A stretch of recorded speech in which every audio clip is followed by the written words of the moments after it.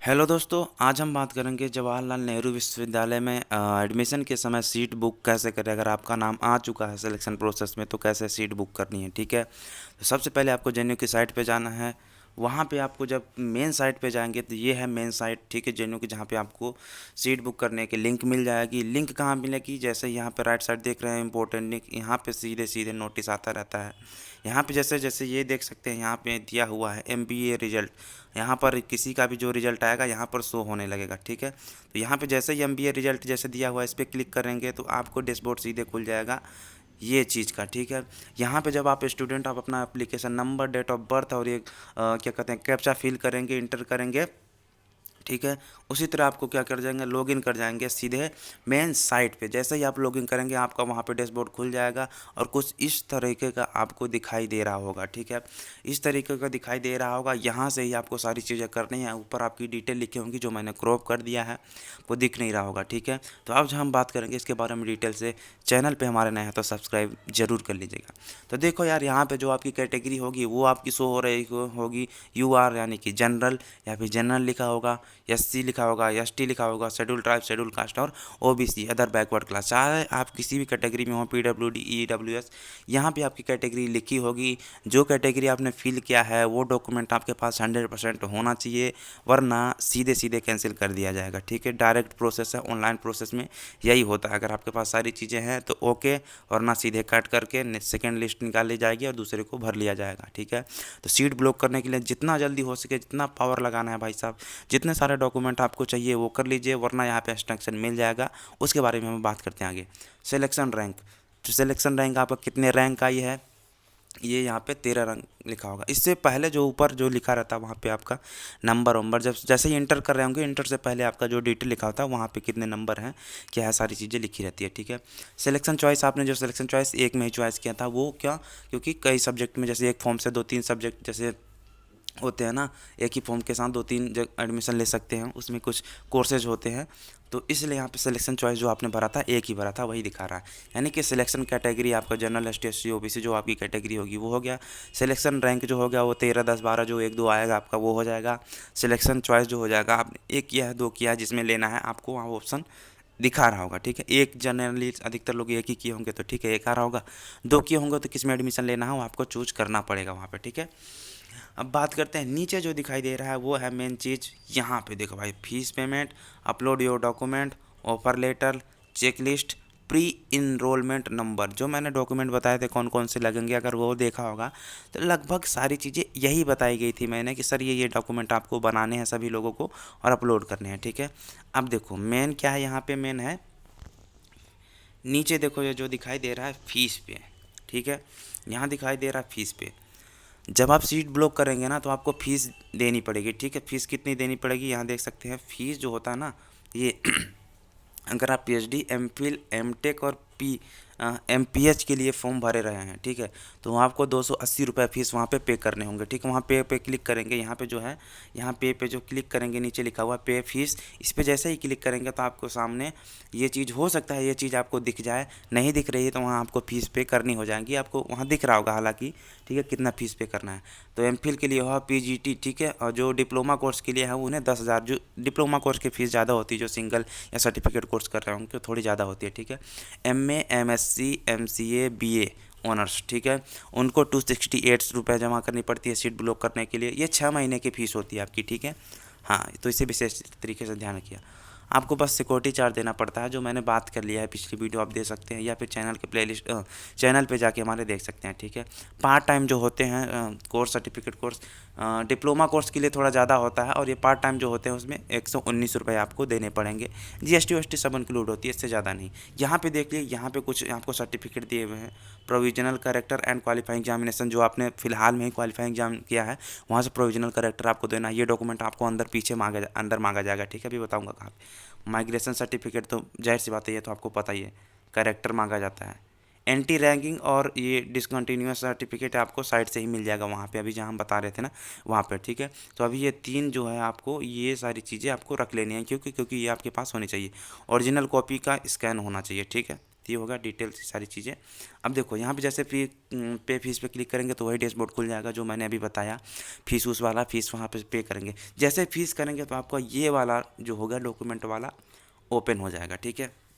अगर ओपन नहीं हो रहा तो कोई दिक्कत नहीं, आप जितने जिस चीज़ें मांगी जा रही है वो कर लीजिए। हो सकता है काउंसलिंग के समय, हालांकि हो सकता है आपको तुरंत ही अधिकतर अपलोड किए जाते हैं। जैसे आप करेंगे तो will be available after fees payment, ठीक है। यहाँ पे दिया हुआ है कि जैसे फीस पेमेंट करेंगे आपका ये चीज़ अवेलेबल हो जाएगी। तुरंत नहीं हो रहा तो कुछ देर वेट कीजिएगा, हो जाएगा, ठीक है।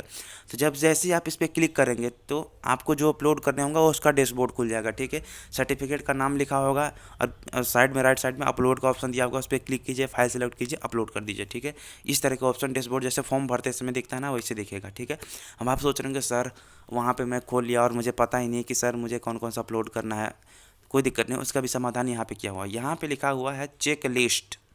चेक लिस्ट पे जैसे ही आप यहाँ क्लिक करेंगे ना आपके सामने ऐसा डैशबोर्ड खुलेगा जो आपको 8-10 पॉइंट बता रहा होगा कि आपको कौन कौन से डॉक्यूमेंट जमा करने हैं, अपलोड करने हैं, ओरिजिनल कॉपी का स्कैन करना है, वो सारी चीज़ें। हालांकि मैंने इसमें बता दिया था, फिर भी मैं बता देता हूँ कौन कौन सी चीज़ें आपको देनी होंगी। देखो सबसे पहले आप तो आपने फ़िलहाल में जो पास किया, आप अगर आपने यूजी के लिए पास किया है, पीएचडी के लिए भी पास किया है, सॉरी यूजी के लिए वो तो मैं दूसरा ध्यान आ गया था। अगर आपने यूजी पास किया, ठीक है, एमए के लिए एप्लीकेशन दिया है, फॉर्म भरा है, तो आपको यूजी का, ठीक है, मार्कशीट, यूजी का मार्कशीट, डिग्री आई तो डिग्री, ठीक है, ओरिजिनल की स्कैन करवानी है, ठीक है। 5 फ़ोटो करवानी है। इनरोलमेंट तो यहाँ पे आपको मिल जाएगा, ठीक है। यहाँ देखो प्री इनरोलमेंट यहाँ लिखा हुआ है ना, फॉर्म में मिल जाएगा। यहाँ पे 5 कॉपी मिल जाएगी। वहाँ पे माइग्रेशन में आपको लिया जाएगा, करेक्टर लिया जाएगा, 10th 12th की ओरिजिनल कॉपी की स्कैनिंग ली जाएगी। उसमें जो सर्टिफिकेट मिलता है वो भी जमा करना पड़ेगा, उसका भी ऑप्शन आ रहा होगा यहाँ। जब आप अवेलेबल हो जाएगा ना यहाँ पे ये वाला है अपलोड योर डॉक्यूमेंट, तो वहाँ पे आपको सर्टिफिकेट और मार्कशीट दोनों अपलोड करनी पड़ेंगी, ठीक है। हाँ, प्रोविजनल करेक्टर भी अपलोड करना पड़ेगा, सारी चीज़ें अपलोड करना पड़ेगा, सारी चीज़ें। हाँ, अगर कोई चीज़ नहीं है तो ऑफर लेटर यहाँ पे आपको दिया हुआ कि एक्सटेंशन आप ले सकते हैं, यहाँ पे सारी चीज़ें दी हुई हैं। इसके बारे में हम अभी बात करेंगे कुछ देर में, अभी बस सुनते जाइए क्या मैं बोल रहा हूँ, ठीक है। तो वहाँ पे आपको प्रोविजनल करेक्टर, 12th की मार्कशीट, और जहाँ पे फ़िलहाल आपने पास किया माइग्रेशन मांगा जाता है, ठीक है। तो ये छोटी छोटी जनरल चीज़ें होती हैं। बाकी जो उसमें पूछा जाता है एनरोलमेंट नंबर, लाइब्रेरी फॉर्म, वो आपको इसी साइट पे मिल जाएगा यहाँ पे, ठीक है। प्री इनरोलमेंट यहाँ पे जब आप क्लिक करेंगे तो आपको यहाँ पर भी डॉक्यूमेंट मिल जाएगा, ठीक है। हाँ, तो ये हो गया फीस पेमेंट अवेलेबल, और ये डॉक्यूमेंट जब हो जाएगा, ठीक है। जब ये फीस पेमेंट हो गया उसके बाद यहाँ पे अवेलेबल हो जाएगा आपको डॉक्यूमेंट अपलोड करने का। ऑफर लेटर है यहाँ पे, चेक लिस्ट में आप देख सकते हैं कौन कौन सी लिस्ट है। प्री इनरोलमेंट नंबर अवेलेबल, जल्दी अवेलेबल हो जाएगा जब आप यहाँ पे सारी अपलोड कर देंगे सारी चीज़ें, ठीक है। तो वहाँ से अगर किसी ने माइग्रेशन नहीं लिया है, अगर वो लोग फॉर्म भरना चाहते थे, हो सकता है आपको यहीं से डायरेक्ट मेल करने के लिए आ जाए। मेल करने के लिए नहीं आता तो आपको यहाँ पे फॉर्म मिल जाएगा, वो फॉर्म एक्सटेंशन लेके कितने दिन का है, यहीं आपको यहाँ पे ऑफर विल भी अवेलेबल जो है यहाँ पे आप अपलोड डॉक्यूमेंट में जाके वहाँ पे अपलोड कर देना पड़ेगा। वो आपको वहाँ मान लीजिए यहाँ से आप फॉर्म क्या करते हैं निकाल लिए, घर पे गए और क्या किया आपने भरा फॉर्म, साइन वाइन किया, कितने दिन का लेना है, डेट मांग लिया 1 महीने तक का, और यहाँ पे आपके आपने अपलोड कर दिया, ठीक है। यहाँ पे आपने अपलोड कर दिया। अगर अपलोड का ऑप्शन आया होगा तो आप अपलोड कर देंगे तो आपको 10-12 दिन का समय मिल जाएगा। और फिर जब काउंसलिंग होगी ना, मेन जब आपको बुलाया जाएगा उस समय आपको वो सारी चीज़ डॉक्यूमेंट ले ली जाएगी, ठीक है। अभी तो यही है कि ऑनलाइन आपको सीट बुक करनी पड़ेगी, फिर आपको 100% हो सकता है इस बार 2021 में क्या कहते हैं ऑफलाइन आपको बुलाया जाए कि सर आप आइए अपने सारे डॉक्यूमेंट लेके जमा करिए, ठीक है।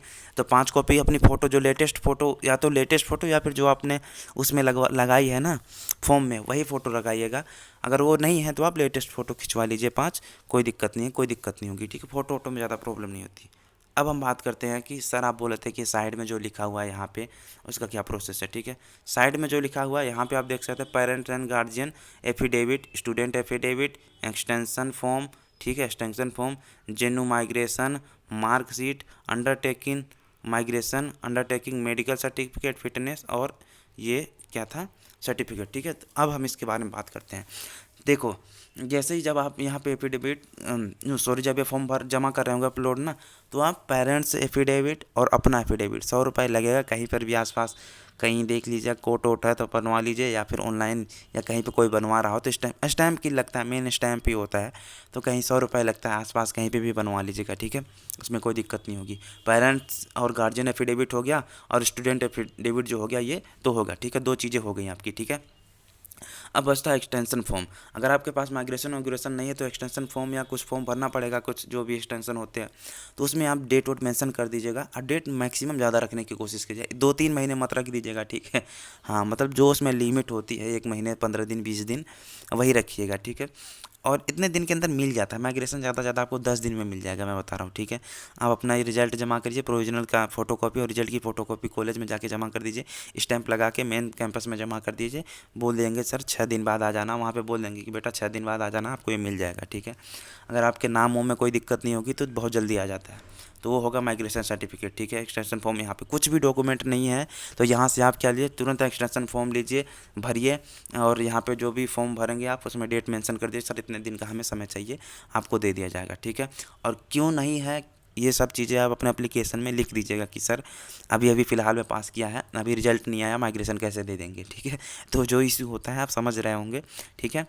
मार्कशीट और अंडरटेकिंग यहाँ पे दिया जा रहा है। मार्कशीट और अंडरटेकिंग वही है, अंडरटेकिंग जो समय कि हम अपने उस पे बलबूते पे सर मतलब वो होता है ना कि अपने सारी चीज़ डॉक्यूमेंट का वेरीफाई करके हम दे रहे हैं कि सर हमारे सारी चीज़ें सही हैं। हाँ, अंडरटेकिंग अंडरटेकिंग जो भी कोई दिक्कत है तो ले लीजिएगा, नहीं तो सीधे भर दीजिएगा।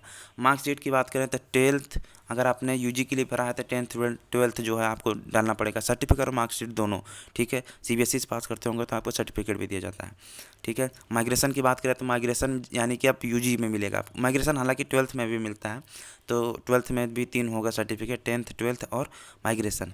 यूजी अब पीजी के लिए भरा है तो यूजी तक का मांगेगा, तो 10th 12th यूजी का मार्कशीट सर्टिफिकेट, ठीक है। डिग्री जो होता है 12th, सुनो देखो ध्यान से सुनो, 10th का मार्कशीट और सर्टिफिकेट, 12th का मार्कशीट और सर्टिफिकेट, यूजी का आपका मार्कशीट और सर्टिफिकेट, ठीक है, जिसे डिग्री कहते हैं, और सर्टिफिकेट दोनों चाहिए, ठीक है। मार्क्स सर्टिफिकेट और डिग्री दोनों चाहिए, किसी यूनिवर्सिटी से प्राप्त किए हैं, सारी यूनिवर्सिटी डिग्री देती हैं। तो ये 6 चीज़ें हो गई आपके, 3। हाँ, तो और माइग्रेशन हो गया, प्रोविजनल तो मिलता ही है, प्रोविजनल माइग्रेशन दोनों। 12th का भी 12th में अगर यूजी के लिए किया है तो 12th का लगेगा, और क्या कहते हैं पीजी के लिए किया है तो यूजी में लेटेस्ट जो आपने पास किया है ना उसका लगता है माइग्रेशन और प्रोविजनल सर्टिफिकेट। तो ये होगा। अब आ गया अंडरटेकिंग हो गया, माइग्रेशन हो गया। मेडिकल सर्टिफिकेट आप कहीं से अपने आसपास जो भी डॉक्टर बैठते हैं वहाँ से जाके स्टैंप लगवा लीजिएगा कि सर मैं पूरी तरह से ठीक हूँ, थोड़ा सा मेरा फिटनेस सर्टिफिकेट बना दीजिए, वो लोग बना देंगे, ठीक है। मेडिकल सर्टिफिकेट हो गया, फिटनेस हो गया, फिटनेस वही मेडिकल और फिटनेस, ठीक है। और वही मेडिकल सर्टिफिकेट वही है तीनों, सॉरी मैं सोच रहा था अलग अलग दिया, मेडिकल फिटनेस सर्टिफिकेट लिखा हुआ है यहाँ पे। तो आप कहीं पे आसपास जो डॉक्टर बैठते हैं वहाँ से आप जाके बनवा सकते हैं, ठीक है। तो ये था पूरा प्रोसेस जो आपको करना था, ठीक है। अब फीस स्ट्रक्चर के बारे में मैं आपको थोड़ा समझा देता हूँ। ये फीस स्ट्रक्चर है माइग्रेशन प्रोविजनल, जो मैंने बोला है आपको, प्रोविजनल कैरेक्टर, ठीक है। यहाँ पे क्वालिफाइंग लेटेस्ट जो क्वालिफाई एग्जाम आपने पास किया है यहाँ पे लिखा हुआ है उसी का जमा है, ठीक है। माइग्रेशन आपको जमा करना है, ठीक है। एंटी रैंकिंग सर्टिफिकेट, और ये जो मैं बोल रहा था ये आपको मिल जाएगा कॉलेज की साइट पे, ऑनलाइन भी मिल जाएगा। प्रोस्पेक्टस दे देंगे, प्रोस्पेक्टस देखेंगे 2021 का, तो उसमें भी कैसा होता है वहाँ दिया हुआ है, ठीक है। और जो आपका कास्ट सर्टिफिकेट, सॉरी भूल गया था, यहाँ पे कास्ट सर्टिफिकेट आपको बहुत इंपॉर्टेंट है, ठीक है। यहाँ पे कास्ट सर्टिफिकेट जब आप यहाँ पे चेक लिस्ट करेंगे तो आपको कास्ट सर्टिफिकेट मांगा जाएगा। General, SC, ST, OBC, PWD, EWS, अगर आपने फॉर्म में यस भर रखा कि हम सर कैटेगरी में आते हैं, तो आपको 100% लेटेस्ट डेट की, ठीक है, 6 महीने 3 महीने के अंदर की जो डेट हो उसको बनाना होना चाहिए, वही जमा होगा, वही मान्य होगा, वरना आपका जो सीट ब्लॉकिंग है वो कैंसिल कर दिया जाएगा बिना किसी इन्फॉर्मेशन से, ठीक है। और कुछ भी दिक्कत आती है फॉर्म में तो सीधे मेन साइट पे आप जाएंगे ना, तो वहाँ पे आपको नंबर मिल जाएगा। देखो यहाँ पे जो नंबर है इस पे आप कर सकते हैं, यहाँ पे नंबर आपको दिया गया है, यहाँ से आप कुछ भी कॉलेज से पूछना है तो वहाँ से पूछ सकते हैं, ठीक है। यहाँ पे नंबर दिया गया है जीमेल और नंबर भी, कुछ भी दिक्कत होती है आप यहाँ से पूछ सकते हैं, ठीक है। एक मेन था वही कास्ट सर्टिफिकेट। तो सारे सर्टिफिकेट आपके हो गए। अब फीस का हम बात कर लेते हैं, जेएनयू में कितनी फ़ीस आपको लगने वाली है। जेएनयू एडमिशन फ़ीस स्ट्रक्चर यही है। फ़ीस जो होती है आपकी 219, 268 और 280 जो यहाँ पे मैंने बताया था, ठीक है, यही है जो ट्यूशन फ़ीस लगने वाली है, ठीक है। हॉस्टल का जो खर्चा होने वाला है वो आपका होने वाला है 24,000 से 25,000 पर मंथ, और ये 24,000 से 25,000 पर मंथ ये आपको स्कॉलरशिप में निकल जाएगा। तो घबराने की बात नहीं है, आप फ्री में पढ़ाई कीजिए, ठीक है। आपको जो जमा करना होगा फिलहाल में, आपको सिक्योरिटी फीस जमा करनी होगी 6,500, कि बच्चे भाग ना जाए। बच ये कि क्योंकि ये फीसें जो होती है ना इंस्टॉलमेंट में भरनी होती है, 3 महीने और 6 महीने के बीच में, ठीक है, हर महीने नहीं भरना होता। तो मान लीजिए आपने 3 महीने खाया और भाग गए एडमिशन नहीं ले, तो इसलिए सिक्योरिटी फीस जमा करनी पड़ती है। तो एक तरह से देख सकते हैं इस यूनिवर्सिटी में सबसे कम फीस ली जाती है पूरे ऑल इंडिया में, और जो आपको चार्ज करना है 6,500 चार्ज करना है, ठीक है। इसका ध्यान रखिएगा। मेस फीस जो होता है वो 2,000 से 2,500, सबसे मेस फीस ही इंक्लूड होता है। अगर देखेंगे हॉस्टल फीस में तो मेस फीस ही इंक्लूड होता है और कुछ नहीं होता, ठीक है। वो 2,000 से 2,500 के बीच में आ जाता है, इससे ज़्यादा नहीं होता। अगर आप गर्ल हॉस्टल मिला हुआ गर्ल लोग हैं तो उनका कम ही आता है, 20-22 में इसी मर जाता है, ठीक है। ठीक है, और जो हॉस्टल नहीं लेंगे उसे 800 ही मिलेगा, जो हॉस्टल लेंगे उन्हें 2,000 एमसीए मिलेगा स्कॉलरशिप, ठीक है। तो ध्यान लीजिए, अगर हॉस्टल लेना है तो हॉस्टल लीजिए, नहीं लेना तो 800 रुपये लीजिए। बस यही नुकसान थोड़ा उठाना पड़ता है, बाकी बहुत नंबर 1 की यूनिवर्सिटी है, ठीक है। रिजल्ट जो आता है वो आपका यहाँ पे शो होने लगता है, ठीक है। जैसे अभी देखो यहाँ पे रिजल्ट आया इनका, शो हो रहा है, यहीं पे आपको शो होना लगता है। मेन साइट जो है जेएनयू की, उसी पे आपको अपलोड करना होगा, ठीक है, सारी चीज़ें। तो कोशिश करता हूँ, आशा करता हूँ आपको ये सारी चीज़ें पसंद आई होंगी। चैनल पे हमारे नए तो सब्सक्राइब जरूर कर लीजिएगा। मिलते हैं किसी नेक्स्ट वीडियो में जिसमें हम किसी अन्य चीज़ के बारे में बातें करेंगे। तब तक के लिए आप सभी का बहुत बहुत धन्यवाद।